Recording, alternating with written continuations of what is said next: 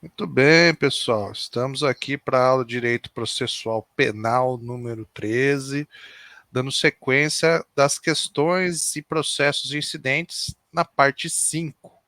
E como de costume, chamamos o nosso amigo doutor Gabriel para comentar os artigos e explicá-los para nós. Muito bem, é com você, Gabriel.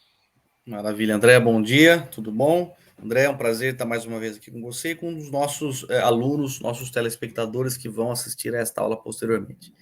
Pessoal, nós estamos estudando as questões e processos incidentes. Nós já vimos muitas coisas relacionadas a esse título do Código de Processo Penal. Nós estávamos estudando na última aula as medidas assecuratórias, nós estudamos o sequestro de bens imóveis, depois o sequestro de bens móveis, e agora, a partir do artigo 135, nós vamos estudar a hipoteca legal. Lembrando que nós temos como medidas assecuratórias ou medidas cautelares reais no processo penal, três: sequestro, que pode se desdobrar em sequestro de bens imóveis, hipoteca legal e arresto. Além, claro, do arresto prévio ou preventivo, que visa reforçar e garantir para a maioria a hipoteca legal. Então, sequestro, hipoteca legal e arresto. Medidas assecuratórias. Tudo bem? Artigo 135. Pedida a especialização mediante requerimento, em que a parte estimará o valor da responsabilidade civil e designará e estimará o imóvel ou imóveis que terão de ficar especialmente hipotecados, o juiz mandará logo proceder arbitramento do valor da responsabilidade e a avaliação do imóvel ou imóveis. Atenção. Pessoal, a hipoteca legal, ela tem por objetivo garantir ou assegurar o ressarcimento ou a reparação em sentido amplo do dano provocado pela infração penal. E, diferentemente do sequestro, a hipoteca legal recai sobre bens ilícitos do condenado, não de bens ilícitos obtidos com os proventos da infração.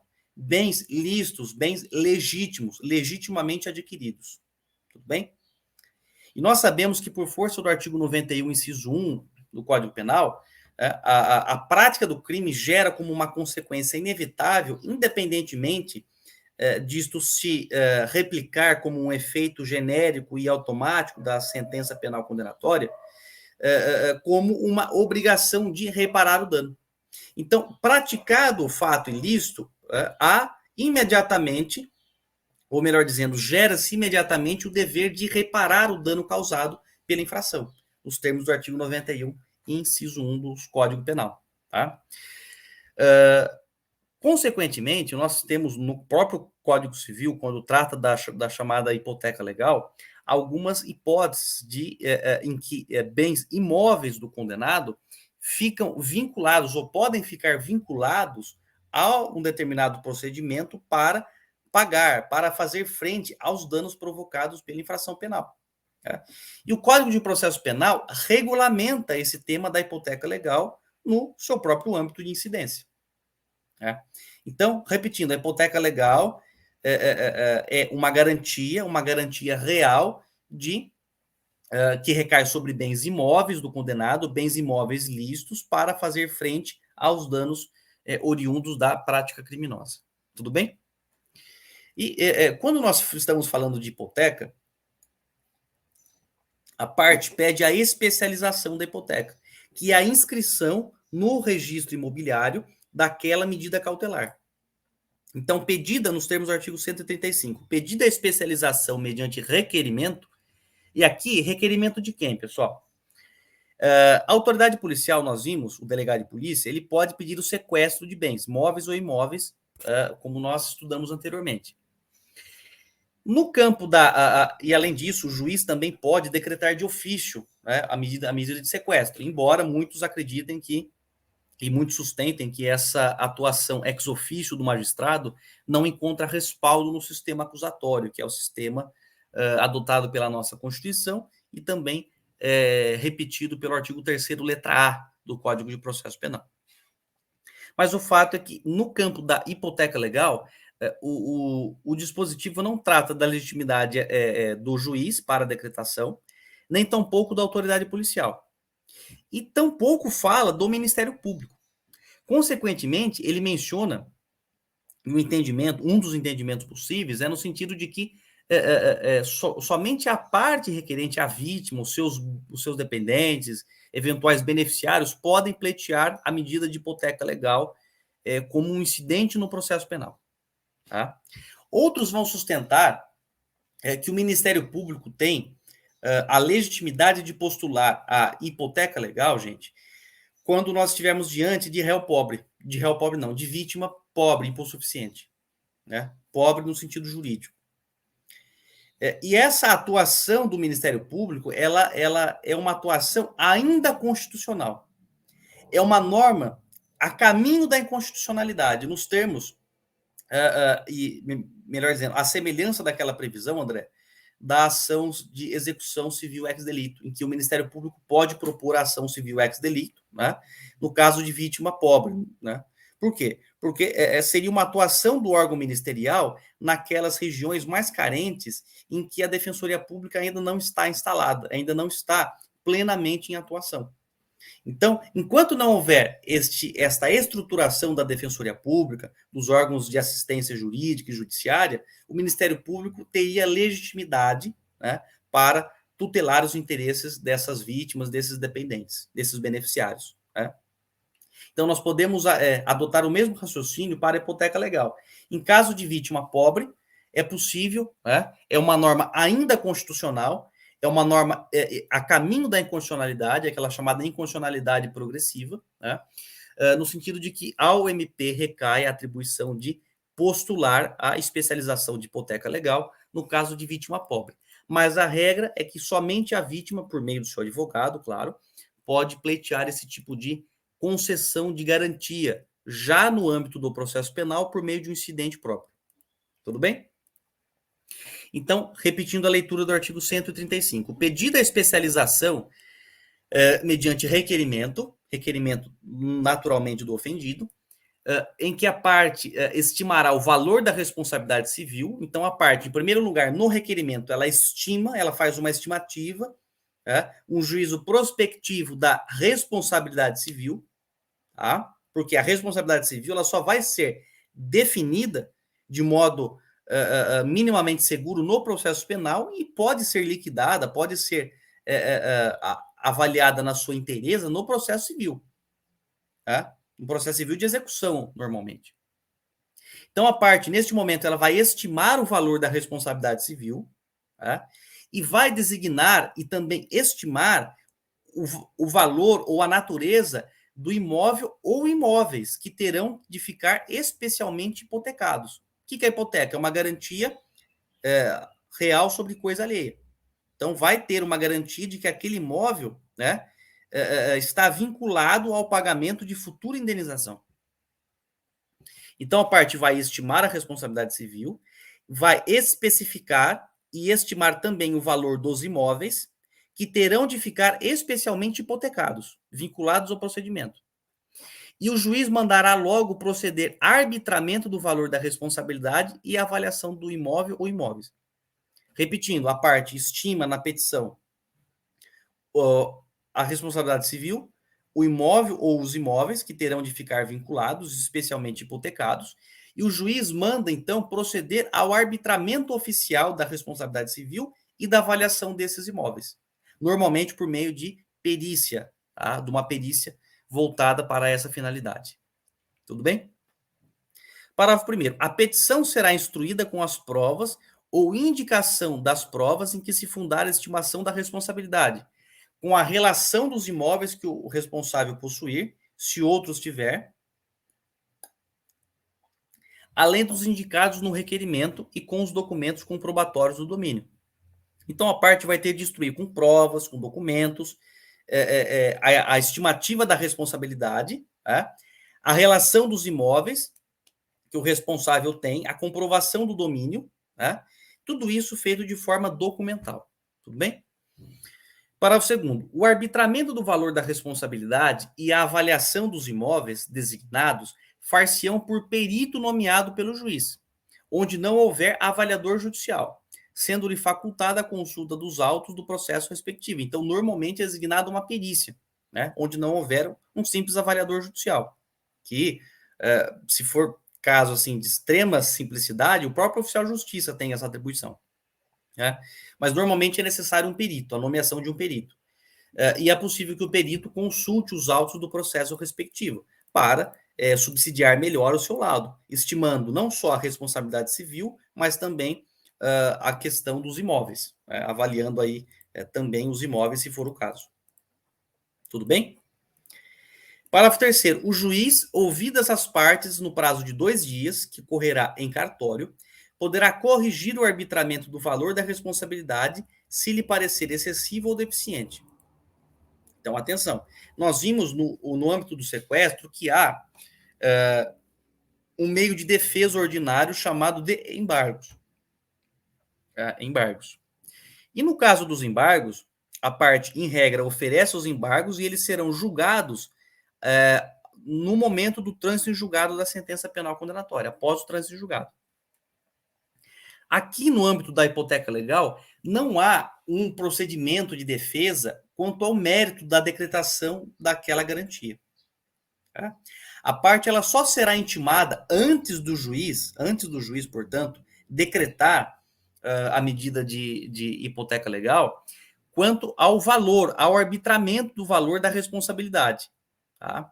E também do valor dos imóveis. Então, sobre a manifestação da parte contrária, do réu, por assim dizer, vai recair sobre a perícia realizada, e não a necessidade ou não de garantia.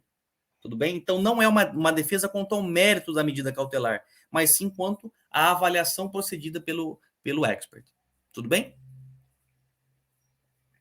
Então, o juiz ouve as partes no prazo de 2 dias, que correrá em cartório, e poderá corrigir. Aqui, o juiz, seja de ofício, seja a requerimento da parte, ele poderá corrigir o arbitramento do valor da responsabilidade, se lhe parecer excessivo ou deficiente. Então, o juiz também faz um juízo prospectivo da futura e eventual responsabilidade civil e pode adequá-lo às peculiaridades e às provas que já foram colhidas. Parágrafo 4º. O juiz autorizará somente a inscrição da hipoteca do imóvel ou imóveis necessários à garantia da responsabilidade. Então, aqui há uma limitação clara entre a responsabilidade civil e o imóvel ou os imóveis necessários à garantia da responsabilidade. Então, se a responsabilidade foi estimada em 500 mil reais, né, o juiz não pode hipotecar um imóvel de 2 milhões. Né? O imóvel não pode ficar inteiramente comprometido e vinculado, sendo que a responsabilidade civil, em perspectiva, é muito inferior a esse valor. Né? Então, o juiz autorizará, repetindo, somente a inscrição da hipoteca do imóvel ou imóveis necessários à garantia da responsabilidade. Somente os necessários. Parágrafo 5º. O valor da responsabilidade será liquidado definitivamente após a condenação, podendo ser requerido novo arbitramento se qualquer das partes não se conformar com o arbitramento anterior à sentença condenatória. Então, é aquilo que eu disse. O valor, até este momento, ele é estimado. No momento, André, no momento da sentença condenatória, o valor da responsabilidade será liquidado definitivamente após a condenação. E é possível que seja requerido novo arbitramento se qualquer das partes não se conformar com o arbitramento anterior à sentença condenatória.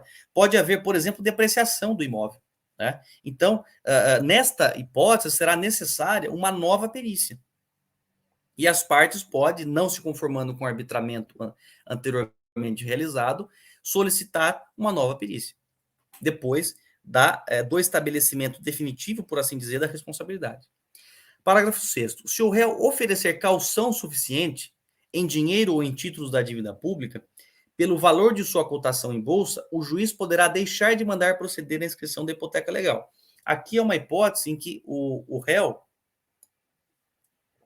ele oferece caução, ele oferece uma garantia suficiente, né, seja em dinheiro, seja em títulos da dívida pública, ou outros recursos, seguro-garantia, fiança bancária, né, e no caso de títulos da dívida pública, observado o valor de sua cotação na Bolsa, né, na Bolsa de Valores, o juiz, nesse caso, deixará de mandar proceder à inscrição da hipoteca legal.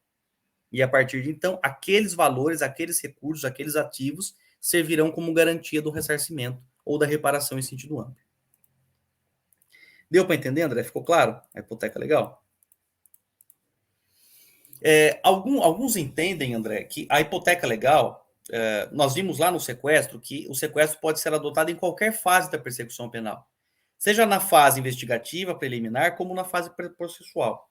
No caso da hipoteca legal, alguns entendem que ela só é aplicável no curso do processo penal. Porque, como toda medida cautelar, a hipoteca legal pressupõe também o fumus comissi delicti, né? E, por sua vez, o perigo in mora. O perigo de a parte começar a dilapidar o seu patrimônio. Né? Então, é necessário que haja demonstração desses pressupostos cautelares. Né? E também é necessário que a parte demonstre, André, que essa medida é necessária e é adequada ao fim pretendido. Tá? Logo, ela pressupõe a existência de uma infração penal e indícios suficientes de autoria. Se pressupõe indícios suficientes de autoria, que aquela pessoa é responsável pela infração penal, tá? E está provada a prática delituosa, a prova consistente que corrobora a existência de um ilícito penal, tá? Esses são verdadeiros estándares do próprio início do processo penal. Então, para o oferecimento da denúncia, o recebimento da denúncia, é necessário prova da materialidade e indícios suficientes de autoria. Se isso é necessário também para o decreto da hipoteca legal, logo ela só é cabível no âmbito do processo penal. Né? Outros entendem que é possível, mesmo antes, na fase de inquérito, que haja a provocação desse tipo de incidente por parte do legitimado ativo, do ofendido, ou até mesmo do Ministério Público, né? Mesmo antes de iniciado o processo penal, na fase investigativa. Tudo bem? Uma outra consequência, o registro na matrícula do imóvel é indispensável. Ele é indispensável, André, sobretudo para dar publicidade àquela medida cautelar, para conferir àquela medida eficácia erga omnes, né? E qual que é a consequência de estar inscrita na matrícula uma hipoteca legal? Isto impede a pessoa de alienar o imóvel, por exemplo? Resposta, não. A pessoa pode vender o imóvel. Só que qual que é a consequência? O comprador vai estar ciente de que amanhã ou depois, encerrado o processo penal, né, e escutido aquele bem judicialmente, ele pode perder o domínio e, consequentemente, a posse daquele bem imóvel. Né? Então, a parte não pode alegar desconhecimento, André. Ah, mas eu estava de boa fé, eu adquiri o imóvel de boa fé. Não, mas estava inscrito na matrícula do imóvel que pendia sobre ele uma hipoteca. No caso, uma hipoteca legal, nos termos do Código de Processo Penal. É. Então, a parte até pode alienar o bem, dá-lo em pagamento, etc. Mas é possível que esse bem seja escutido posteriormente, ou seja vendido, alienado judicialmente para pagar a vítima, né, pagar os danos decorrentes da infração penal, e o eventual comprador, eventual beneficiário daquele imóvel poderá perdê-lo posteriormente. Né? Então, é necessário a averbação na matrícula do imóvel. Tudo bem? Ficou claro, André? Alguma dúvida sobre hipoteca legal? Lembrando, pessoal, o seguinte, que depois de estabelecida a responsabilidade na sentença penal condenatória, as partes serão remetidas para o juízo civil, para que no juízo civil haja a execução daquela sentença e haja a excussão do bem, ou seja, haja a venda, a alienação judicial em asta pública daquele bem imóvel. E é neste momento que a vítima terá ressarcido o seu prejuízo. Tudo bem? Então, não é no processo penal que haverá a venda do bem, discussões sobre arrematação, etc. Tudo no juízo civil. Tá? E lembrando, há uma dúvida, uma polêmica na doutrina a respeito de se a parte tem algum prazo ou não para iniciar a execução daquela sentença. Né? Sob pena de a medida cautelar caducar, por assim dizer. Né? Então, alguns entendem que a parte deve seguir os trâmites do Código de Processo Civil e propor, no prazo ali definido, a ação de execução, sob pena de a medida cautelar perder a sua eficácia. Porque se a parte não tomar essa providência, a medida cautelar pode se perpetuar indefinidamente no tempo. Né? Então, há a necessidade de se observar o prazo. Eu não me recordo o prazo agora, depois eu posso confirmar para vocês. Eu não lembro se é 90 dias, 6 meses ou um ano. Eu acho que é um ano, né, depois do trânsito em julgado para a parte iniciar a execução, tá? Mas outros entendem que não, assim, que isso não ocasiona imediatamente a caducidade da medida cautelar de hipoteca legal. Tudo bem? Beleza, André? Ficou claro? Então, algumas noções sobre hipoteca legal. Artigo 136. Agora nós vamos falar do arresto do imóvel. Tá? Aqui, pessoal, o artigo 136, ele trata do chamado arresto prévio ou preventivo, que tem por objetivo tornar indisponível algum imóvel ou alguns imóveis do réu, né? E desde que haja um risco de ineficácia do trâmite da hipoteca legal. Porque nós vimos que a hipoteca legal é um procedimento relativamente demorado. A parte precisa indicar a responsabilidade civil, fazer uma colação dos imóveis disponíveis, imóveis que pertençam ao réu. É necessário que o juiz faça a designação de uma perícia, o perito vai apresentar o seu laudo, estimando a responsabilidade, as partes terão um prazo para se manifestar sobre essa perícia, o juiz pode readequar o valor. Só depois de finalizado todo esse procedimento é que ele vai dar uma decisão, vai encaminhar um ofício ao cartório imobiliário, determinando a inscrição da hipoteca legal na matrícula do imóvel. Então percebam que é um procedimento bem, assim, relativamente demorado. Se a parte demonstrar que há risco de ineficácia dessa medida, ou seja, que o réu, por exemplo, está dilapidando o seu patrimônio, está vendendo os imóveis, está se desfazendo dos recursos à disposição, a lei estabelece, então, uma medida adicional de cautela para tornar indisponíveis esses imóveis até que se finalize o procedimento formal de hipoteca legal. Este é o chamado arresto prévio preventivo, definido no artigo 136. Então, além dos requisitos da hipoteca legal, é necessário que a parte demonstre o perigo in mora. Sobretudo, aqui a nota distintiva é o perigo in mora, o perigo de ineficácia do futuro provimento de hipoteca legal. Por quê? Porque o réu, por exemplo, está dilapidando o seu patrimônio. Né? E aí a parte deve demonstrar isso. Então, assim, colacionar na petição anúncio imobiliária, anúncio em rede social, juntar certidões junto à prefeitura, junto ao cartório competente, junto ao cartório de notas, para demonstrar que a parte, por exemplo, já fez uma escritura pública e está pendendo de registro essa escritura, né? Ou seja, é um procedimento muito mais célere e com requisitos cautelares muito evidentes que devem ser demonstrados para o juiz. Diz o artigo 136. O arresto do imóvel poderá ser decretado de início. Então, o juiz decide logo de cara. Revogando-se, porém, se no prazo de 15 dias não for promovido o processo de inscrição da hipoteca legal. Então, o arresto preventivo ele visa tornar indisponível os bens imóveis, tá? E ele vai ser autorrevogado, por assim dizer, pela própria lei, se no prazo de 15 dias após a concessão da medida cautelar, a parte não promover o processo de inscrição da hipoteca legal. Então, se a parte não iniciar esse incidente processual de hipoteca, aí ele vai, essa medida vai caducar. Deu para entender? Deu para entender, André? Uma discussão em torno do arresto prévio ou preventivo diz respeito à possibilidade de nós estendermos essa garantia para o arresto propriamente dito, que vem na sequência, a partir do artigo 137. Tá? Por quê? Porque se o arresto prévio ou preventivo, nos termos do artigo 136, faz referência a bens imóveis, no caso de futura ineficácia ou risco de ineficácia do provimento judicial, tá? E nós sabemos que os bens imóveis eles têm uma dificuldade maior de transmissão. É necessário escritura pública, registro, etc.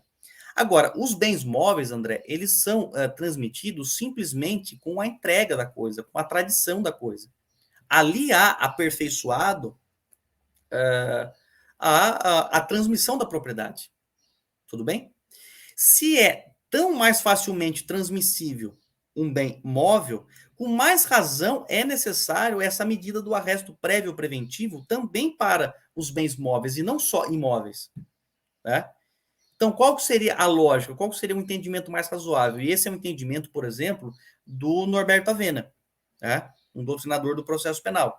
Ele entende que também se aplica o arresto prévio ou preventivo para os bens móveis, né? O juiz, a partir do momento que determinasse, então, essa medida cautelar, ele ordenaria a busca e apreensão desse bem móvel, deixaria ele sob a responsabilidade do requerente ou de algum depositário, até que houvesse o incidente do arresto propriamente dito, que nós vamos estudar daqui a pouco.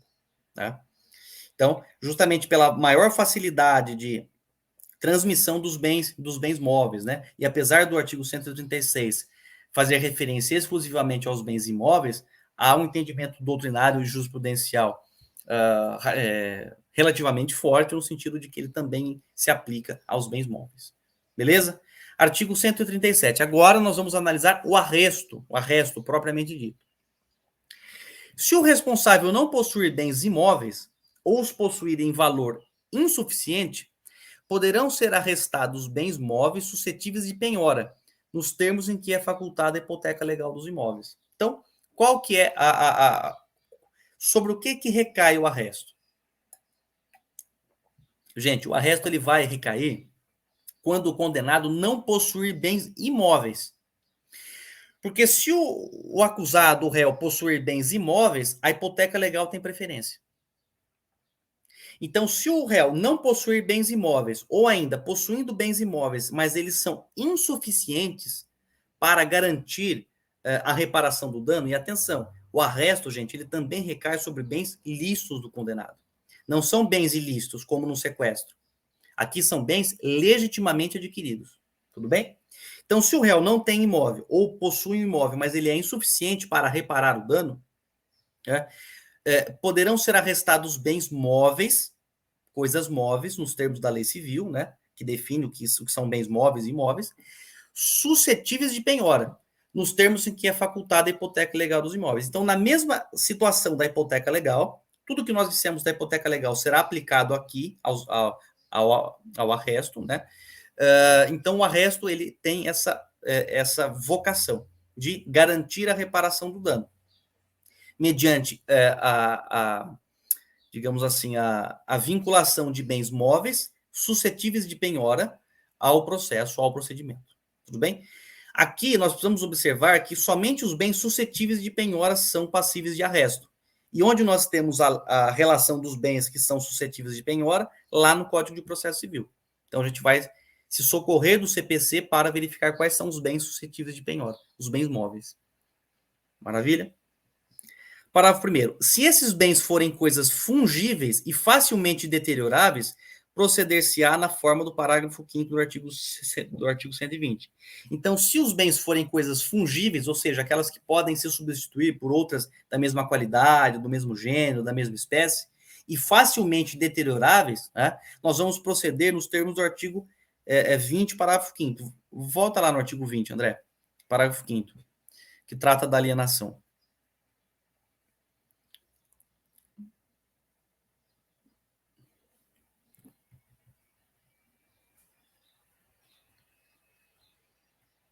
Artigo 120.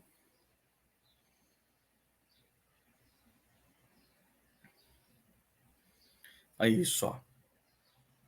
Então, o artigo 120, que trata da restituição, né? O parágrafo 5º diz o seguinte: tratando-se de coisas facilmente deterioráveis, coisas apreendidas, serão avaliadas e levadas a leilão público, depositando o dinheiro apurado ou entregues ao terceiro que as detinha, se este for pessoa idônea e assinar termo de responsabilidade. Então, coisas facilmente deterioráveis e fungíveis, elas serão levadas a leilão público.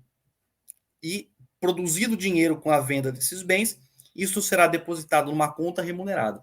Tudo bem? Volta lá, André, para onde a gente estava analisando. 137.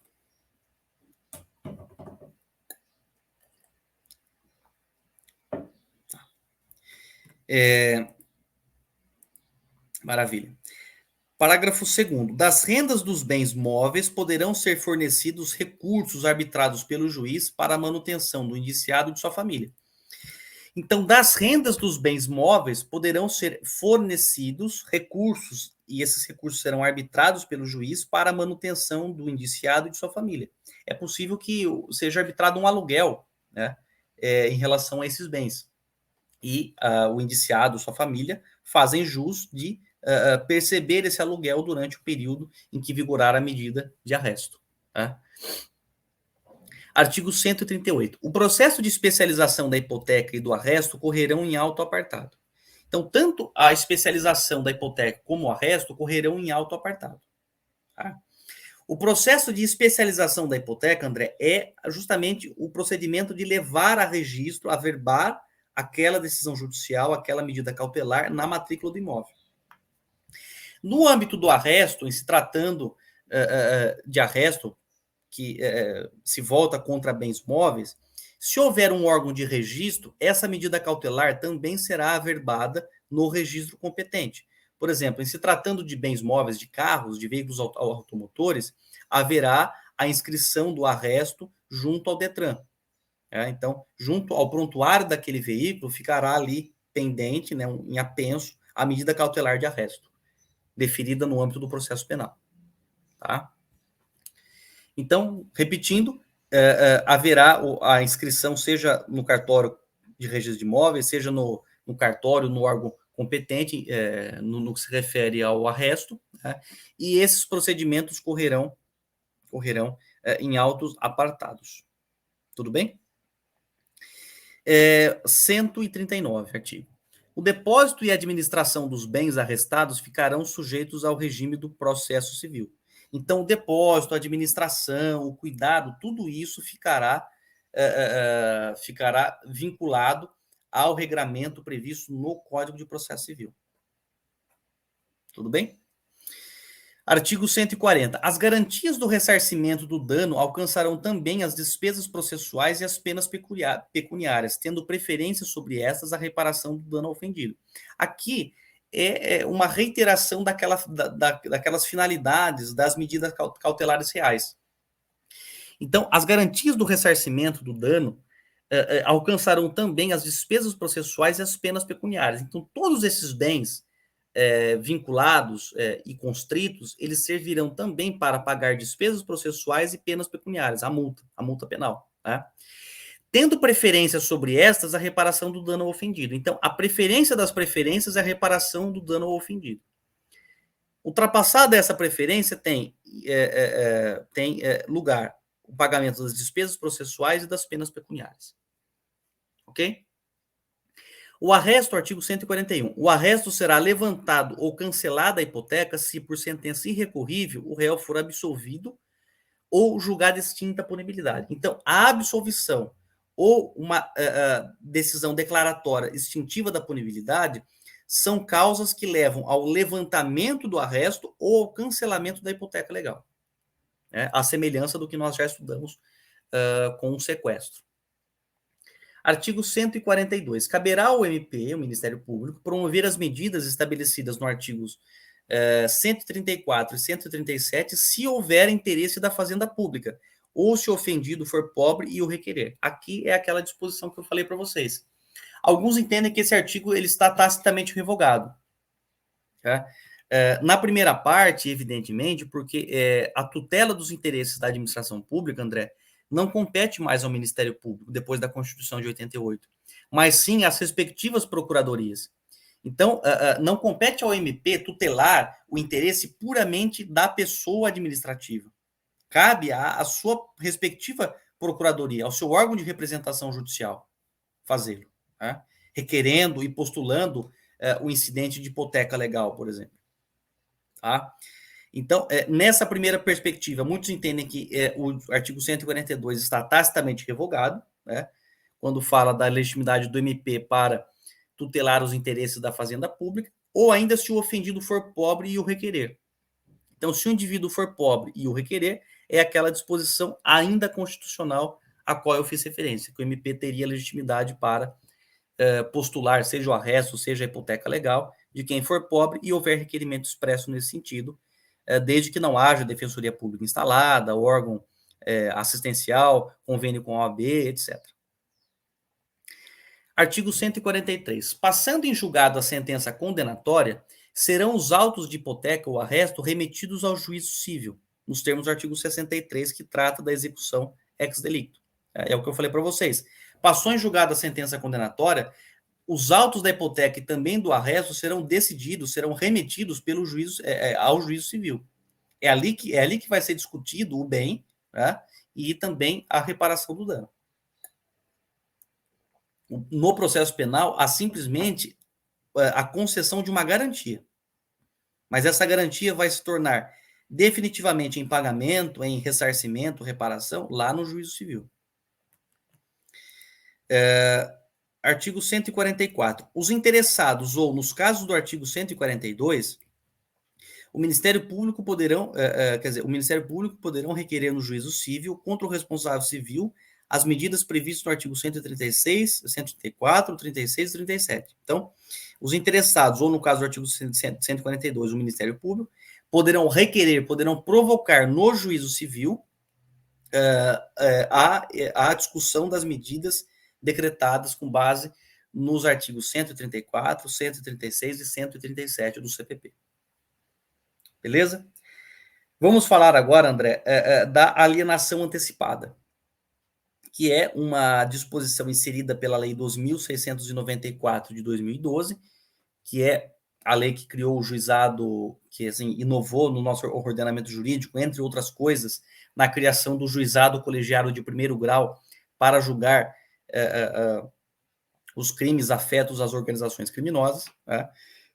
E ele também inseriu no Código de Processo Penal o tema da alienação antecipada de bens. Diz assim o artigo 144, letra A. O juiz determinará a alienação antecipada para preservação do valor dos bens, sempre que estiverem sujeitos a qualquer grau de deterioração ou depreciação, ou quando houver dificuldade para sua manutenção. Então, a alienação antecipada ela só tem espaço diante de duas circunstâncias, de duas finalidades. Os bens arrestados, sequestrados, sujeitos a regime de apreensão, etc., né?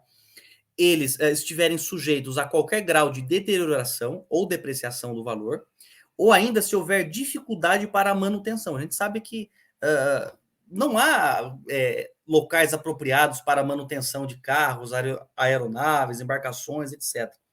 Então, se houver dificuldade de manter esses bens, haverá também justificativa para alienação antecipada. Então, perigo de deterioração e dificuldade de manutenção desses bens dão ensejo à alienação antecipada. Parágrafo 1º. O leilão far-se-á preferencialmente por meio eletrônico. Claro, estamos na era tecnológica, então, preferencialmente, o meio eletrônico ele tem lugar. Parágrafo 2º. Os bens deverão ser vendidos pelo valor fixado na avaliação judicial ou por valor maior. Então, os bens eles devem ser vendidos, alienados em asta pública, em leilão, pelo valor fixado na avaliação judicial, seja por um oficial de justiça, seja por um avaliador, por um perito ad hoc, etc., né?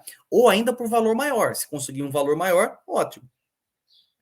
Não alcançado o valor estipulado pela administração judicial, será realizado novo leilão em até 10 dias contados da realização do primeiro, podendo os bens ser alienados por valor não inferior a 80% do valor estipulado na avaliação judicial. Então, não alcançou a avaliação inicialmente entabulada, designa-se um outro leilão em 10 dias, contado da realização do primeiro, né? E esses bens podem ser alienados agora por valor não inferior a 80% daquela estipulação feita num primeiro momento. Tá?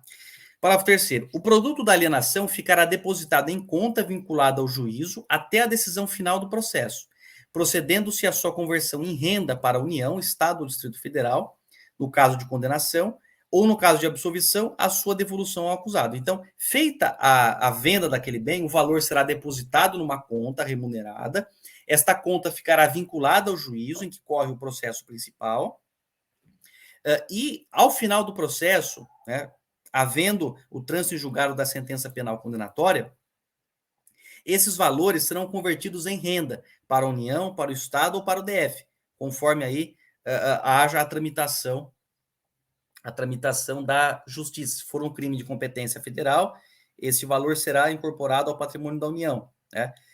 Se for um crime de competência da justiça estadual, ao patrimônio do estado respectivo, né? E lembrando que o Distrito Federal ele tem a sua competência parcialmente tutelada pela União. Então, também o Poder Judiciário é um ramo do Poder Judiciário da União, que, se houver uma condenação, uma alienação antecipada, o valor será convertido em renda também para a União. Tá? E se houver absolvição, o valor com seus respectivos acréscimos legais, correção monetária, juros, etc., tudo isso será revertido e colocado à disposição do acusado, tá? Para ele poder levantar esses valores. Parágrafo 4º. Quando a indisponibilidade recair sobre dinheiro, inclusive moeda estrangeira, títulos, valores mobiliários ou cheques emitidos com ordem de pagamento, o juízo determinará a conversão do numerário apreendido em moeda nacional corrente e o depósito das correspondentes quantias em conta judicial. Então, a indisponibilidade de dinheiro, moeda estrangeira, valores mobiliários, cheques, etc., tudo será convertido em dinheiro, em moeda corrente, moeda nacional, e tudo será depositado numa conta judicial. Né? Moeda estrangeira é necessário fazer a conversão para o real. Né? Valores mobiliários também, há um valor econômico expresso em reais. Tudo isso será convertido e depositado numa conta judicial. Parágrafo 5º. No caso de alienação de veículos, embarcações ou aeronaves, o juiz ordenará à autoridade de trânsito ou ao equivalente órgão de registro e controle de expedição de certificado de registro e licenciamento em favor do arrematante, ficando este livre do pagamento de multas, encargos e tributos anteriores, sem prejuízo de execução fiscal em relação ao antigo proprietário. Então, vamos lá. No caso de alienação de embarcações, aeronaves, veículos, etc., o arrematante ficará livre de qualquer imposto, de qualquer dívida, de qualquer multa anteriormente ao leilão realizado. Por isso que é muito bom adquirir bens, André, bens móveis ou imóveis em leilão judicial. Por quê? Porque ali ocorre a aquisição originária da propriedade. Você pega a propriedade, você pega o bem limpinho, não tem mais nada que ficou para trás. Né? Existe uma solução de descontinuidade entre o antigo proprietário e a relação que ele tinha com a coisa e a relação que você vai ter com a coisa a partir da arrematação, né? Da homologação do leilão público. Né? Então, neste caso, todas as dívidas, todas as multas, os débitos anteriores à alienação não recairão sobre o arrematante, mas poderão recair, melhor dizendo, em relação ao antigo proprietário. Então, o Estado, por meio de uma execução fiscal, vai se voltar contra o antigo proprietário, né, para lhe cobrar multas, encargos, débitos, tributos, etc. O arrematante pega a coisa limpinha e ele não tem nenhum ônus nesse sentido. Deu para entender? Claro que a gente já comentou, André, no caso, é possível que o órgão público peça a utilização provisória desse bem, né, para depois pedir a utilização definitiva mediante a incorporação daquele bem ao órgão público responsável. Então, no caso de utilização provisória, é possível, como nós já alertamos, a expedição de um certificado provisório, né, de licenciamento, para que o órgão possa se utilizar do bem, para depois ter incorporado definitivamente aquele objeto ao seu patrimônio. Deu para entender até aqui? Parágrafo 6º. O valor dos títulos da dívida pública, das ações das sociedades e dos títulos de crédito negociáveis em bolsa será o da cotação oficial do dia, provada por certidão ou publicação no órgão oficial.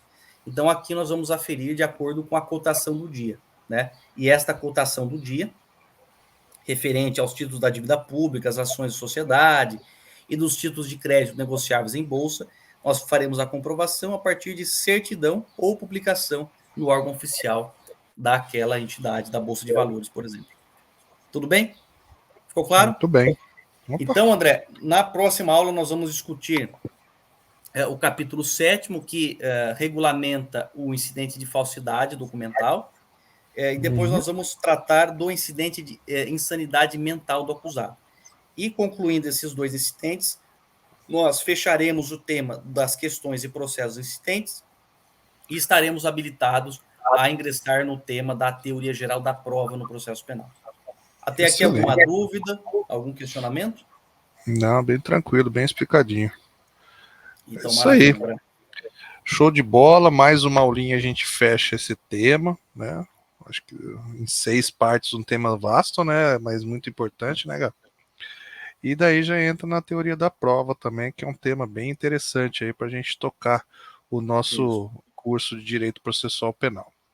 É isso aí. Até uma próxima então, pessoal. Fique com Deus. Até uma próxima, pessoal. Um abração.